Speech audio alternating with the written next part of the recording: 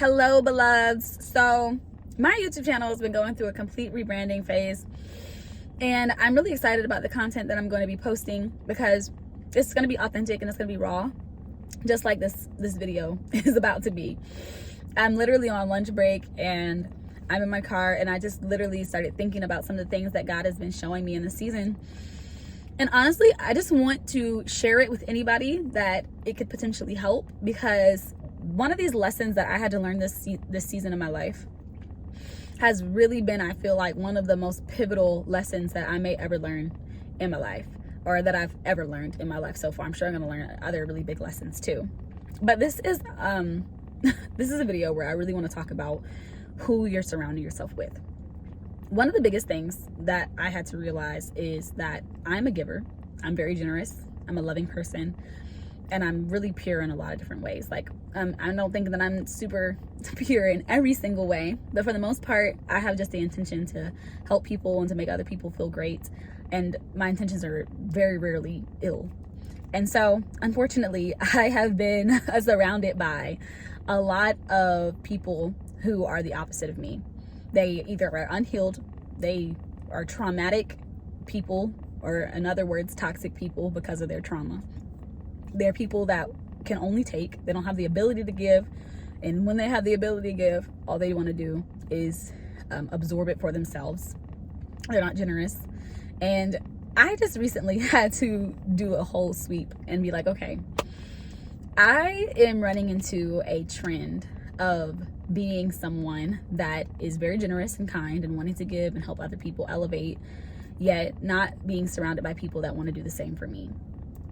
And the reason why this happens to a lot of people that are like me, you're generous, you're loving, you're kind, you are super pure, never really ill-intended, is because the enemy wants to change that about you.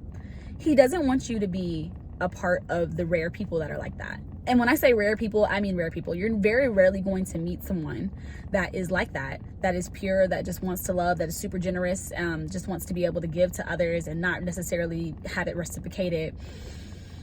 And the reason why the enemy wants you to be surrounded by that kind of people is because he's only interested in changing that about you.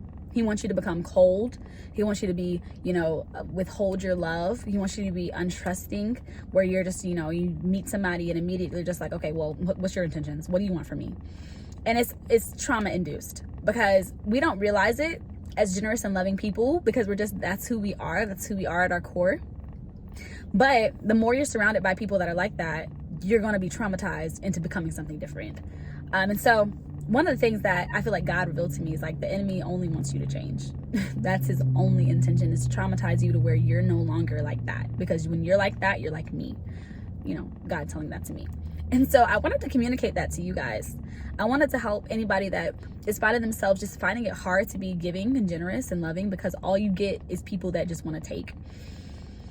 You have to learn the lesson of being able to love people with proximity. There are going to be certain people that you want to bring close, and you have a close proximity. And those are going to be those people that are hopefully reciprocating at some degree the type of love that you give. And then you're going to have people that you need to love from a further proximity. And these are the people that either, one, don't have the ability to love you like you love, or two, people that don't have the desire to love like you love. They only want to take. And those people are called leeches. These are people that only have the ability to take. Their only purpose in life is to drain. And they don't have the ability to give to you. Even if they wanted to, they wouldn't. Those are the type of people that you have to love from a distance. I used to, back when I was a little less mature, probably about 6 years ago, I used to just cut people off. I wouldn't care if they start showing me they had bad character, if they started showing me that they were horrible people, if they start showing me they didn't have my best interest at heart, I would be like, snip, snip, snip, out of here. Something that I feel like I've matured in being able to do is love people from a distance. Now, I believe still that there are certain people where they show you who they are, you need to run, because they are not good people. And I back this by the scripture that says, bad company corrupts good character. I saw that last year.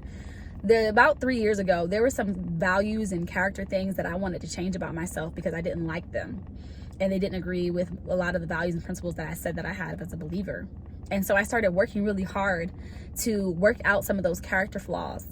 And one year of being around horrible people, it wasn't even a year, it was literally like 6 months of being around horrible people with horrible character, literally changed all that hard work I did in 3 years. And now I'm at a space where I'm realizing that some of those character flaws are still here, even almost a year after being around those people. I wasn't around those people for a year, and I'm still seeing some of those bad character flaws. Still having to work through some of the stuff that I worked through years ago again, because I was around leeches, people that only had the ability to take, people that were not good people, people that did not have good character. And the thing is, when I was about 2 years ago, when I was kind of assessing the people that I was around, I started feeling bad because I was like, I don't want anyone to think that I'm better than them. I don't think of myself as better than anybody. So instead, I'm going to just, allow these people to be a part of my life so that they don't get offended or they think anything of me that I'm not intending for them to think. And the thing is that it doesn't matter what those people think. It doesn't matter what anybody thinks. You know your intentions. You know who you are. You know why you're doing what you're doing. You've assessed it and you've made a good judgment based off of what you see and discernment to be able to move away from certain things and certain people for good. Some people, unfortunately, will never change. When people change, it's because they want to change, not because you made them or you convinced them to see a pretty picture. And you're like, okay, I'm going to paint this on the canvas so you understand. Stop wasting your time. I wish somebody would have got me together and told me, like, Cecilia, these people are not your people. Stop investing in people that are toxic. I know that if you're like me, you are full of so much love. You're a generous person. All you want to do is give. All you want to do is see people become their best self. You love giving advice. You love helping people. You love helping people elevate. But if you're also like me, you probably neglect yourself a lot. Self-care probably is not as big of a priority as helping the people around you. And listen, I know that all of those qualities I just named are amazing qualities that make you who you are. But somebody's got to tell you, wake up and smell the freaking roses. There are some people that no matter how hard you want them to be their best self, they don't want it for themselves. So they are not going to change. They're always going to be that toxic individual with horrible character, and they're always going to be the people that are just looking to take from you and never really give. They're always going to be the person that's looking to drain you. Maybe it's intentional, maybe it's not. It doesn't even matter what their intentions are. You're losing because you're connected to them. I mean, I'm preaching to somebody. I hope I'm helping someone, because I needed someone to tell me this. The more you allow those people to stay in your life, the worse you are going to become. Either your character is going to be flawed because they have bad character and they're corrupting you. 2, you're going to be exhausted and frustrated and wondering why you're always just like kind of off. You're going to be drained. You might even experience some levels of depression and oppression because you've allowed yourself to stay connected to a leech. Or 3, you're going to end up in a toxic situation where you're trying to better someone and they think they're trying to better you, and now you're conflicting because of conflicting parties, and you're in a traumatic situation that's going to make you either change or again go into a depressive state. There's nothing good that's going to come out of you being connected to a leech. And I know that you think, this person says that they want to change. They say that they want to become a better version of themselves. Maybe they've even committed, like, okay, I'm making promises now that I'm going to become a better person. I'm going to try to become more generous to you, or I'm going to try to reciprocate the love that you show me. They don't even have the ability to, because they have not done the inner work that they need to do. You cannot do inner work for somebody else. You can help them if you feel like someone is genuinely wanting to do better, but they just don't know how, they don't know where to start, and you want to commit to helping them. You use your discernment to make that assessment, and you ask the Holy Spirit to show you if it's worth it. And if you feel like God has shown you that it's worth it, then baby girl, do what you want to do. Baby boy, do what you want to do. If you feel like it's a good investment for you, you should do it. But 9 times out of 10, I'm here to let you know that if somebody has shown you who they are through a series of patterns of behavior, and whether they made promises to change or not, You need to wake up and smell the roses and realize that this person is not meant to elevate you, but they've meant to pull you back. You've got to make adjustments. Especially that person that has the big heart and keeps letting the same type of person come into your life, whether it's the same person, it's the actual same person, or if it's the same type of person. You've got to make adjustments about who you allow in your space. One of the biggest lessons that I've had to learn, that it breaks my heart, that it's taken me this long to realize this, is that I didn't value myself and respect myself and love myself enough to put boundaries on a certain type of person that kept coming into my life. I kept attracting a certain type of person. Now that I love myself and I value myself and I respect myself like God loves and values and respects me, I will never allow certain people to come into my life and in my space again. Not in my personal space. If you want to be a part of my life, because now I understand the value and the worth that I hold, you're going to have to show me what I want to see. You're going to have to at least come in at the standard that I expect. And it's because I love and respect myself, and because I'm showing myself the love and respect that I deserve and have always deserved, I'm only going to allow people that come in at the level that I put down for myself. It's only fair. And I know that this can come off as like kind of uppity, or this can come off as like you think you're better than. Who cares what people think you think about yourself?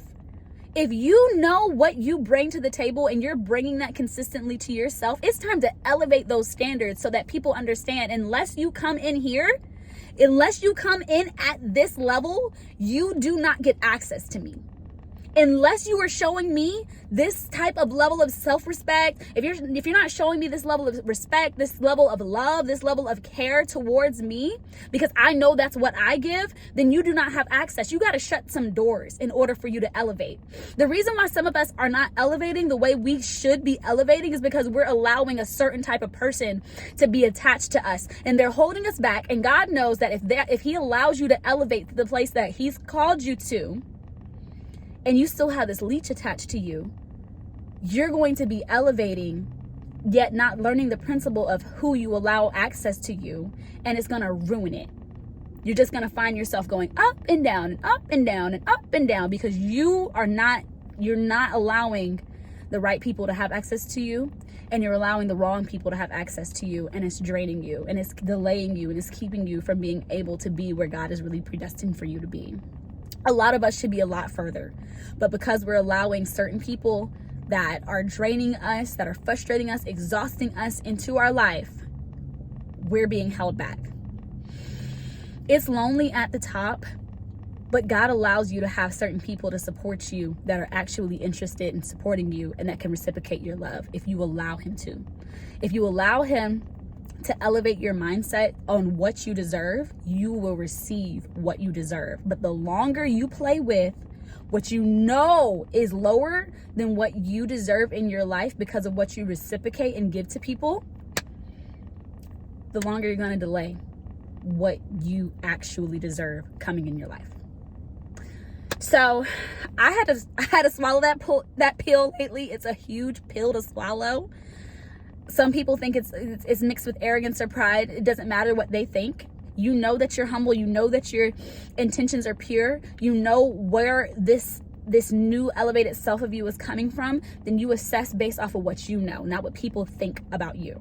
So if people start saying you're acting funny, you've switched up, you've changed, you think you're better than us now, let them think that. You just realized your worth and your value, and now you're allowing God to take you where you know you're supposed to be. And they can't follow you because they're not who God has called you to go to this place with. And that's okay. So baby girl, I hope that, baby boy, I hope that you guys receive that.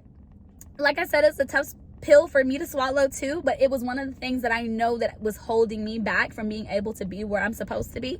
So I love you, and I'm excited to be creating content that I hope will help you to become your greatest, best self that God has called you to be. Stay tuned for more. Like and subscribe.